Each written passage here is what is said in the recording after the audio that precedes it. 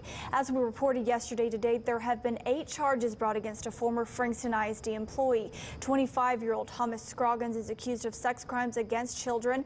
Fox 51's Kara Pritchard spoke with the Children's Advocacy Center about their role in these type of investigations. She's live in the studio with the details. Kara?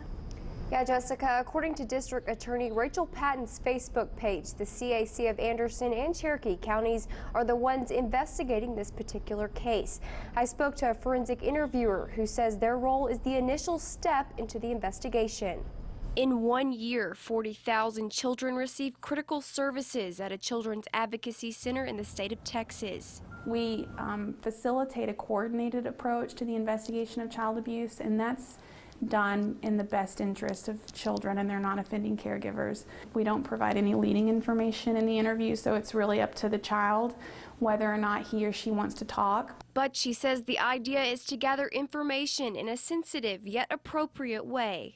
And it's not that we're not kid-friendly, it's that the police department method of questioning and finding out stuff is a little bit more confrontational. Police departments work with agencies like the CAC to make sure they gather facts while still keeping focus on the child, which include law enforcement, child protective services, mental health clinicians, medical professionals, forensic interviewers such as myself, victims advocates.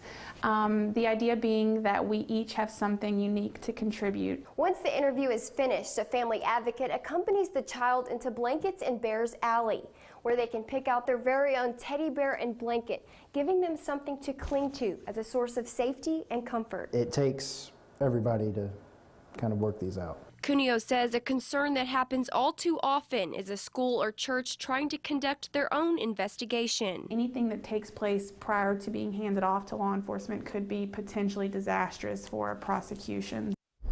Now, according to the crisis centers, fewer than 1% of offenders are arrested, convicted, and imprisoned. That's why it's so important to call law enforcement if a child sexual abuse crime is suspected.